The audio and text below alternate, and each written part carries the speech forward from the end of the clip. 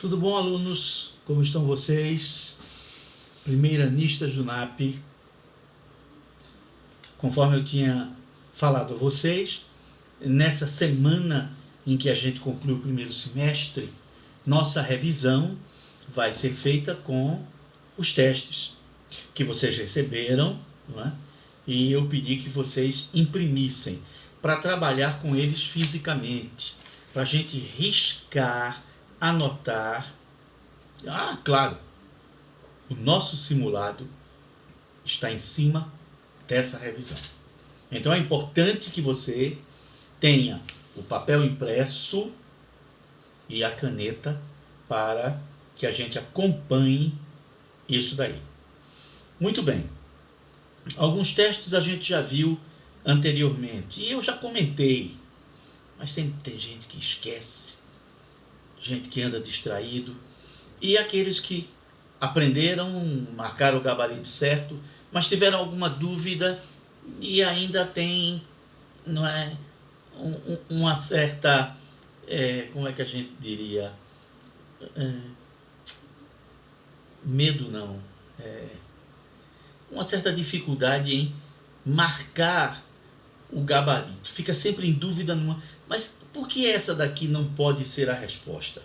Não é? É interessante que a gente vá para uma prova com a certeza do que a gente está fazendo e reconhecendo aquelas alternativas que estão erradas, por que estão erradas, e marcando as alternativas certas.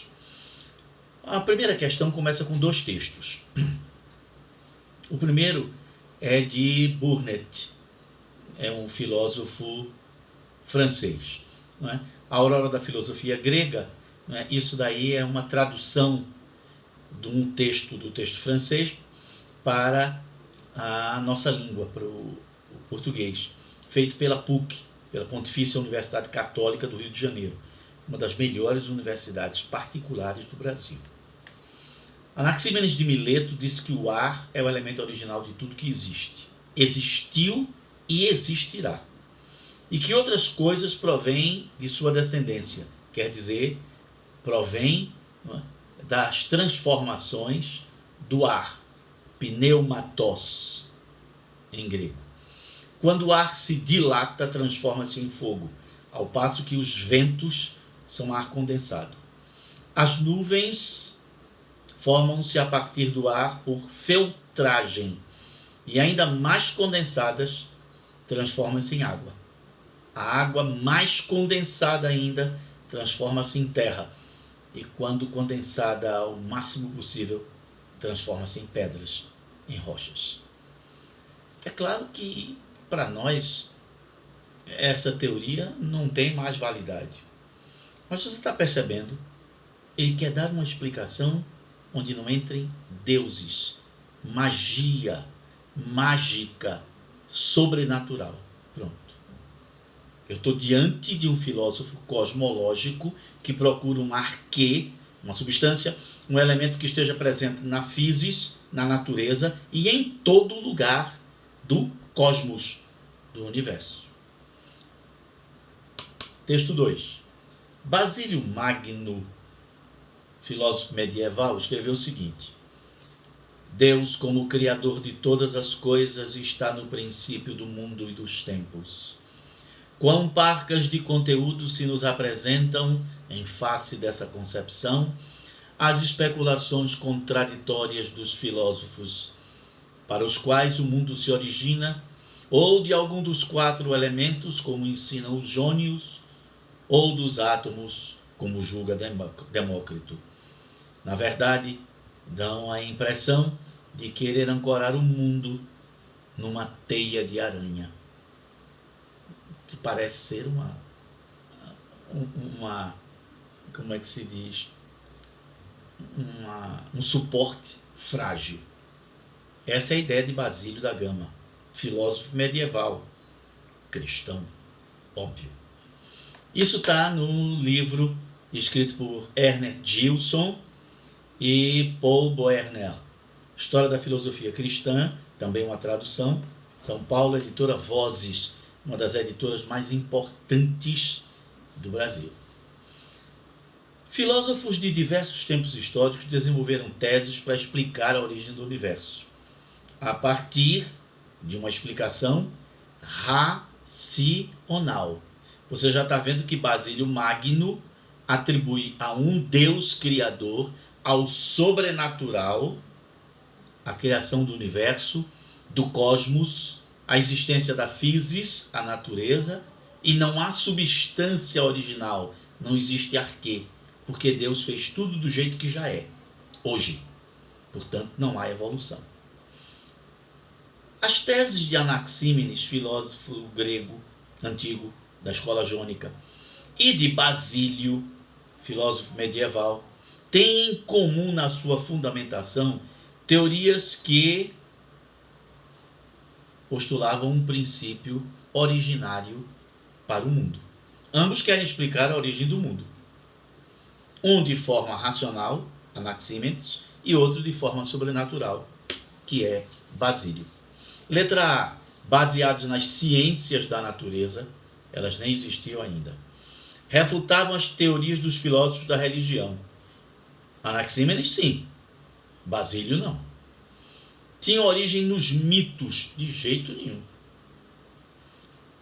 Anaxímenes não está querendo explicar pelo mito. Basílio explica por um mito a criação que está escrito na Bíblia, o Gênesis. Deus criando o mundo em 6 dias e descansando no 7º. Como se Deus fosse uma entidade que precisasse descansar. Não é isso? E por fim, a letra E, defendiam de que Deus é o princípio de todas as coisas. Quem defende é Basílio. Anaxímenes não. Letra D de dado, portanto. Segundo teste, típico do SSA. 5 ou 4 afirmativas, colocar falso ou verdadeiro e escolher a alternativa onde essa sequência esteja presente. Coloque falso ou verdadeiro nas inferências, nos pensamentos relacionados às características da atividade filosófica. O que é que caracteriza o filosofar? Filosofar é o quê? Primeira afirmativa, primeira inferência. A filosofia é uma forma de pensar acerca de determinadas questões, de determinados temas, de determinados assuntos.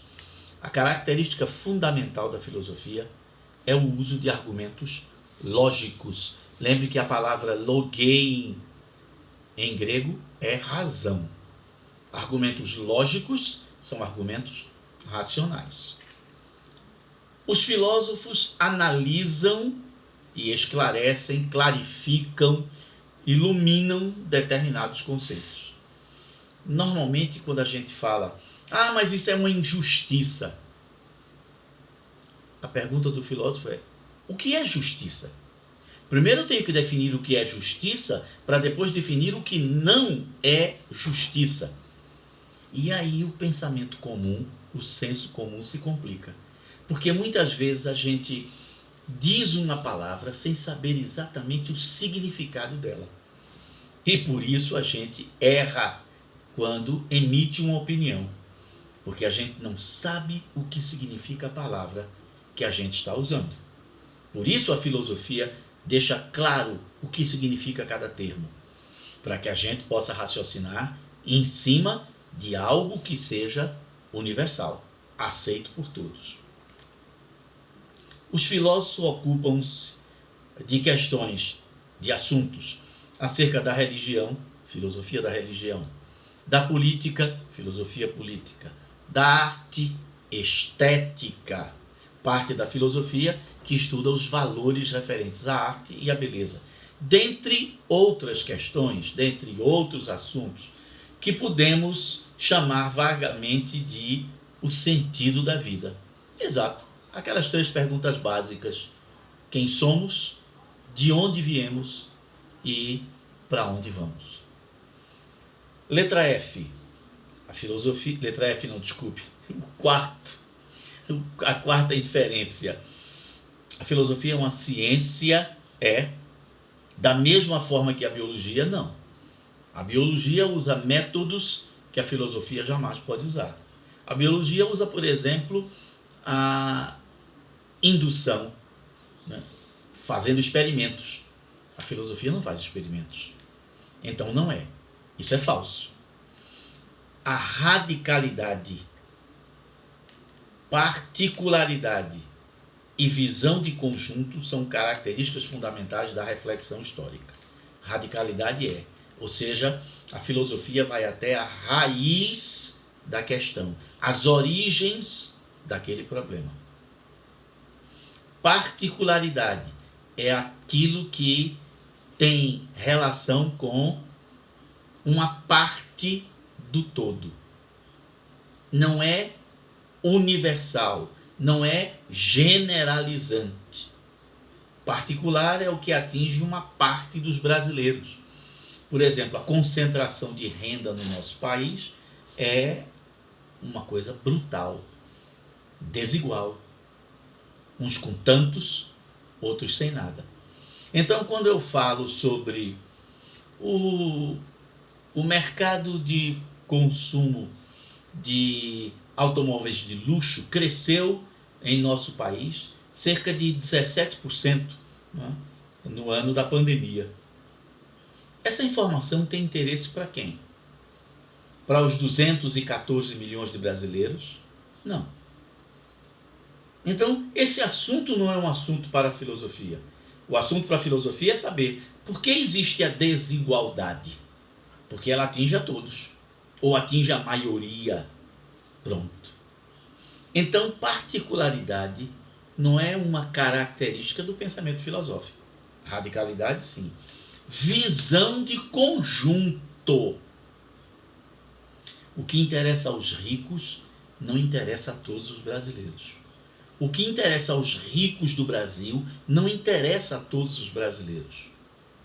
Ou a maioria dos brasileiros. Está percebendo? A filosofia se interessa por algo mais amplo. Então a letra F, por uma palavra, a última inferência, a última afirmativa, por uma palavra, ela está errada. Então eu vou marcar a letra E. Verdadeiro, verdadeiro, verdadeiro, falso, falso. Terceira questão, de novo, 5 afirmativas. Coloque falso ou verdadeiro para as afirmativas a seguir, que buscam expressar diferenças e características fundamentais de cada modalidade do conhecimento humano, daquilo que a gente produz para entender como funciona a realidade. Senso comum são as ideias que uma sociedade desenvolve e acredita como verdadeiras, mesmo que essas ideias não sejam verdadeiras. Quando, por exemplo, a sociedade desenvolveu a ideia de que as mulheres eram naturalmente inferiores aos homens, durante séculos, essa ideia vigorou como verdadeira. Era senso comum. Ninguém discutia. As mulheres aceitavam isso.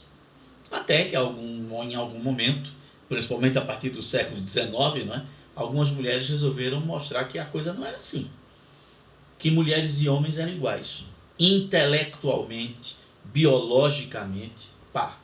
E aí começou uma briga. 100 anos depois, 150 anos depois, uma pessoa que no Ocidente afirme que mulheres são naturalmente inferiores, está correndo o risco de ser preso, porque hoje isso é crime. No Brasil, constitucionalmente é crime. Está percebendo? O que já foi senso comum, ou seja, opinião geral, aceita por todos, não é mais. Senso comum como conhecimento irracional, de pouca influência. Senso comum não é irracional. Senso comum não é irracional. O senso comum, ele não é filosófico, mas ele não é irracional, porque ele é produzido por seres racionais, ainda que esteja errado. É um modelo de interpretação do mundo errado, mas é um modelo. De pouca influência na formação de novos conhecimentos. Ao contrário, em cima do senso comum, por exemplo, a inferioridade das mulheres, se criou uma série de comportamentos sociais para justificar essa inferioridade das mulheres. Por exemplo, o fato de que mulheres só se realizam com o casamento e com a criação dos filhos. Mulheres se realizam na cozinha. Mulheres se realizam bordando, costurando. Alguém perguntou às mulheres se isso era verdadeiro? Tá vendo? Mulheres estudando. No máximo, mulheres vão se formar como professoras para ensinar as crianças até a 4ª série. Pronto. Mulheres não precisam ir para a universidade. A universidade é um lugar de homens. Minha gente, vocês que estudam física, sabem que a grande cientista, não é, chamada Marie Curie, se escreve Curie, mas a gente pronuncia Curie. Maria Curie, ou Marie Curie, física e química, ela, numa seleção para professores na Universidade de Paris, ela foi aprovada 4 vezes, mas não era nomeada porque era mulher. Ela derrotava candidatos masculinos, mas não era nomeada porque era mulher. Até que finalmente, não é, a universidade foi obrigada a nomeá-la porque nenhum homem conseguia vencê-la numa disputa. Oi, e não era inferior? Tá vendo? Um monte de normas foram criadas a partir de um erro, de um absurdo. Então, o senso comum é capaz de produzir conhecimentos, ainda que errados. A ciência como um saber que, na sua essência, procura desvendar a natureza a partir, principalmente, das relações entre causa e efeito. Exato. É a física, a química, as ciências da natureza. São as ciências sociais, como o direito, que investiga sobre a origem, não é, da criminalidade, a sociologia, que investiga sobre a origem da violência, a história, que analisa os fatos do passado para dar sentido ao processo histórico. São ciências. A arte como um conhecimento que proporciona entender o mundo através da sensibilidade do artista. Isso é um conhecimento, né? A maneira como o artista vê o mundo, através da literatura, por exemplo, através da música, através da dança, através da pintura, da escultura, através da fotografia, através do cinema, através do vídeo, através da animação. O que mais? A arte, não. Filosofia como um saber que se propõe a oferecer um conhecimento baseado na busca rigorosa da origem dos problemas, relacionando-os com outros aspectos da vida. Verdadeiro. Mito como um saber capaz de superar a subjetividade do homem frente ao desconhecido. É errado. Uma das características do mito é a subjetividade. Você aceita aquele conhecimento ou não. Há pessoas que aceitam, há pessoas que não aceitam. O mito tem objetividade para os que acreditam nele, mas ele não é objetivo para todos. É diferente dos princípios da física.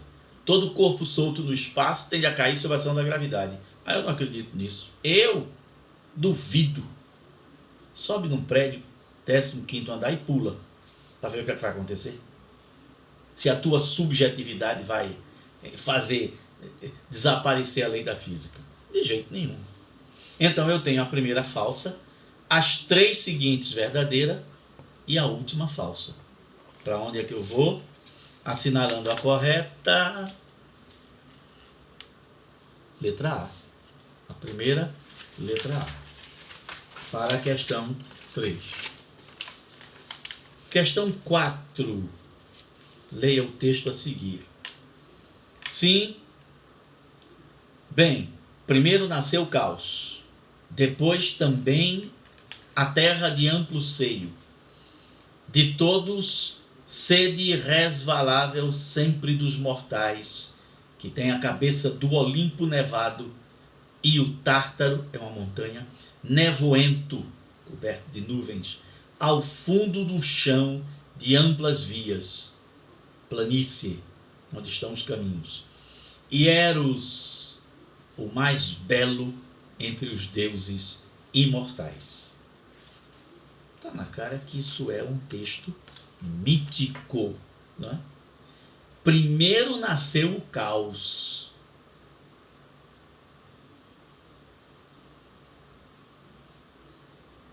O mundo começa com a desordem, a desorganização. Eros é a força que vai organizar o caos, criando o cosmo. Isso aqui é o quê? Isso é um texto mítico. Teogonia. É um texto de um poeta grego, né? Que Hesíodo, exatamente, Hesíodo, que fala sobre a origem dos deuses, do universo, do mundo e dos homens. Então, esse texto trata de quê? Primeira afirmativa, do período cosmológico, que compreende as escolas pré-socráticas. Não, período cosmológico não, isso é o período mítico. O período cosmológico já não quer uma explicação sobrenatural, cujo interesse era perseguir a unidade que garantia a ordem do mundo e a possibilidade do conhecimento humano. Isso é filosofia. O texto não é de filosofia, o texto é de mitologia. Então a primeira não é verdadeira. De caráter ético, segunda afirmativa. O caráter ético é o caráter que se refere à moral, aos princípios que devem reger o comportamento humano. Não. Estou falando da origem do universo e uma origem de natureza mítica, sobrenatural. A 2 não é verdadeira, cuja narrativa revela a preocupação com a conduta dos homens e dos deuses. Não tem nem escrito isso aí. De caráter cosmogônico, sim, cosmogônico, não cosmológico. Logei, razão. Cosmogonia, gonei, origem mítica, origem sobrenatural. É um texto cosmogônico, cuja reflexão busca tornar concebível a origem das coisas e a força que produziu essas coisas. Certo, mas sobrenatural. 4. Anterior à cosmologia. Certo, antes da cosmologia. O ar, a água, a terra, o fogo, os 4 elementos, o ilimitado, o apeiron. Não é isso? O número, Pitágoras, está vendo? O átomo, Demócrito, é anterior à cosmologia filosófica, cuja narrativa reflete ainda uma mentalidade mítica. 3 e 4 são as afirmativas verdadeiras. Eu marco a letra B. Letra B de bola. Teste 5. O véu e a asa. O voo, o alvo de Tales. Água, alma. Poema de Herbert Emanuel, do livro Nada ou Quase uma Arte. O véu, aquilo que esconde, e a asa, o voo da imaginação, da inteligência. O alvo, o que é que se quer atingir? Uma resposta para a pergunta: qual o arquê que existe na físis e que está presente em todo o cosmos? O alvo de Tales é a água. A alma, a essência, o princípio escondido que explica tudo. O poema, portanto, celebra o período cosmológico, o nascimento da razão.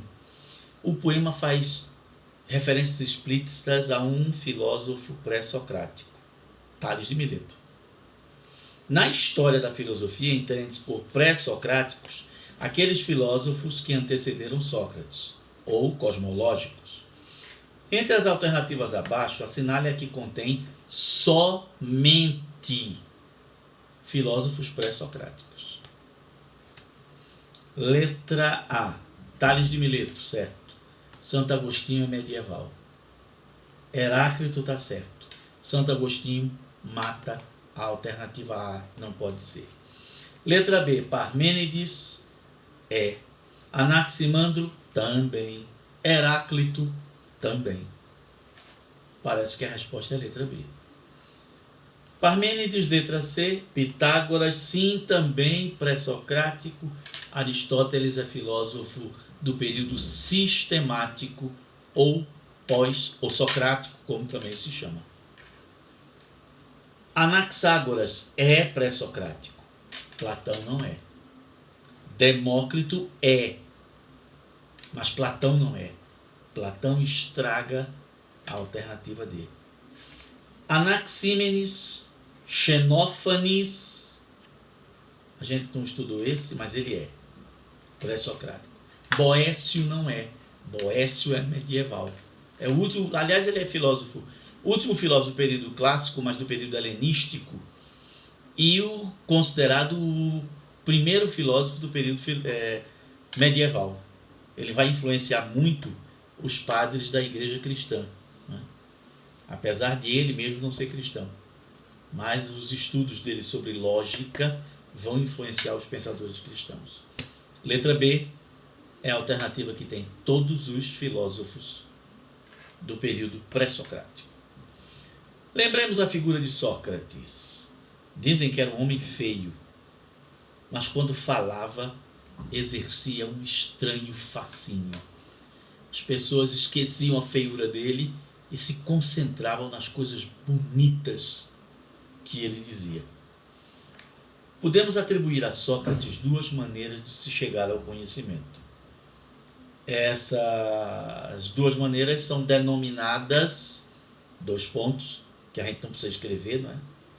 São denominadas de doxa é opinião, e opinião não é filosofia. Ironia, ironia é. A ironia era o primeiro método que Sócrates praticava para invalidar o raciocínio errado de muitos sofistas, né? A ironia consiste numa série de perguntas para mostrar que aquele argumento que está sendo apresentado não tem coerência, não tem embasamento lógico racional, ele tem falhas. A ironia, filosoficamente falando, né? Na linguagem comum, do senso comum, ironia é uma forma elegante de você desmerecer o adversário, né? É mostrar uma falha que ele tem fazendo um falso elogio. Isso é ironia na linguagem popular. Mas para Sócrates, ironia é um método de desmanchar um argumento errado através de perguntas. Ironia e maiêutica, letra B. Maiêutica, depois que você desmanchava as ideias erradas, agora vamos construir a ideia certa, o caminho da verdade. Aí vinha a maiêutica, o parto de ideias. Não é isso? Não é? Ele não é filho de um escultor e de uma parteira, então ele dizia que ia, como uma parteira, tirar de dentro da sua inteligência a verdade. O resto é maluquice, né? Maiêutica, doxa, a gente já viu que é opinião. Episteme é a verdade científica. Diálogo e dialética são métodos de Platão, que a gente ainda não estudou, vai ser em agosto. Mais uma questão. O oráculo de Delfos teria declarado que Sócrates era o mais sábio dos homens. Essa profecia marcou decisivamente a concepção socrática de filosofia, pois sua verdade não era óbvia. Logo ele, sem qualquer especialização, ele que estava ciente de sua ignorância, só sei que nada sei, logo ele numa cidade, Atenas, repleta de artistas, oradores, políticos, artesãos, professores, sofistas, Sócrates parece ter meditado bastante tempo, buscando o significado das palavras da pitonisa, não é? Da adivinha, não é? Afinal, concluiu que sua sabedoria só podia ser aquela de saber que nada sabia. Isto é, por mais que eu saiba, sempre haverá muito mais que eu não saberei nunca. O que ele quer dizer é: meu conhecimento é limitado, como o de todos os homens. Essa consciência da ignorância sobre as coisas que era o sinal e começo da autoconsciência. Eu só posso começar a saber se eu reconheço que sou ignorante. Se eu acho que já sei, eu não tenho que aprender mais nada. E aí é que você vê, né, as pessoas preconceituosas. Não me venha com isso. Eu já tenho a minha opinião. Não preciso ser convencido daquilo que eu não acredito. O filósofo não pergunta: peraí, qual é? Eu quero aprender. Explique a sua ideia. Sobre a filosofia de Sócrates, tem uma que está errada, incorreta. A filosofia de Sócrates consiste em buscar a verdade. Toda filosofia busca a verdade, então está verdadeiro. Aceitando as opiniões contraditórias dos homens. Não, de jeito nenhum. Sócrates quer construir a verdade e não o conflito. Quanto mais importante era a posição social do homem, mais verdadeira era a sua opinião. De jeito nenhum. Letra A está errada. Então ela é a resposta. Sim, as outras estão certas. A sabedoria de Sócrates está em saber que nada sabe. Isso está no texto.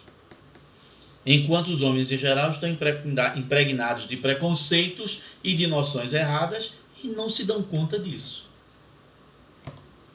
Reconhecimento da própria ignorância é o passo para a sabedoria. Verdadeiro, está aí no texto. Letra D. Após muito questionar os valores e as certezas vigentes, Sócrates foi acusado de não respeitar os deuses oficiais. Foi. Por isso ele vai ser condenado à morte. Porque ele dizia que ninguém pode levar a sério deuses que mentem, que matam, que roubam, que se embebedam, que praticam o mal, a injustiça. Eram os deuses gregos. E por isso ele estava corrompendo a juventude, ensinando ideias absurdas. Foi julgado e condenado à morte, né, por ingestão de um veneno chamado cicuta. Letra D é verdadeira. O caminho socrático para a sabedoria deve ser trilhado pelo próprio indivíduo, que deve por ele mesmo reconhecer seus preconceitos e opiniões, rejeitá-los e, através da razão, chegar à verdade. O filósofo é o camarada que ajuda você nesse caminho. A filosofia é o caminho. Letra A é que é errada. Marca a letra A. Questão 8. Os sofistas são conhecidos por serem antifilósofos, adversários preferidos dos primeiros filósofos gregos, Sócrates, Platão, Aristóteles.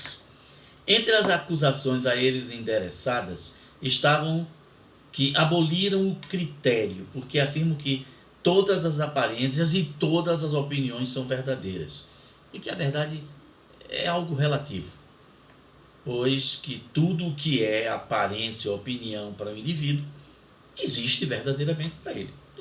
Então todo mundo tem a sua verdade. E aí ninguém tem razão. Sobre a atitude filosófica dos sofistas. Os sofistas não desejavam a busca da verdade, pois essa era uma tarefa dos filósofos. Não. Eles apenas diziam que a verdade ela não é universal. Ela varia no tempo e no espaço. Os sofistas não negavam a verdade, apenas apontavam problemas relativos à sua aquisição. Exatamente. Não existe uma verdade que pode ser comum. Os sofistas têm razão. Se eu responder tem, então todo conhecimento humano desaparece. Os sofistas apresentavam, com suas contra-argumentações, problemas relevantes para os filósofos. Isso é verdade. Ao dizerem que a verdade não é algo exato, eles deixavam os filósofos tradicionais abalados, né? Os sofistas abalavam velhas crenças, velhas tradições. Eles foram importantes porque eles sacudiram aqueles que acreditavam que tudo podia ser verdade. Filósofos e sofistas perfazem duas personagens relevantes da filosofia na Grécia Antiga. Certíssimo. Sem eles, a gente não estaria hoje, não é, contradizendo os argumentos que eles criaram. Nós não teríamos avançado do ponto de vista filosófico. Os sofistas pretendiam desmascarar os filósofos na sua capacidade de desvirtuar e iludir a juventude. Essa era a acusação que os filósofos faziam contra os sofistas. Então isso é falso. São verdadeiras 2, 3 e 4. Letra B. Nona questão. A gente já viu essa questão. Combine período e os problemas que os filósofos tratavam. Período pré-socrático, 1. Problemas cosmológicos, letra B. 1B. Período socrático, 2. Problemas antropológicos, 2C. Período pós-socrático, problemas morais, A. 3A. 1B, 2C, 3A. 1B, 2C, 3A, letra E. A prova, o nosso simulado é isso daí. Não tem mistério, certo? Dê uma revisada nessas questões, você anotou o que eu estava comentando, pronto. Estude pelo simulado. Estude pela revisão e você fará um bom simulado. Sim, boas férias também, bom descanso. Em agosto estamos de volta. Até lá então.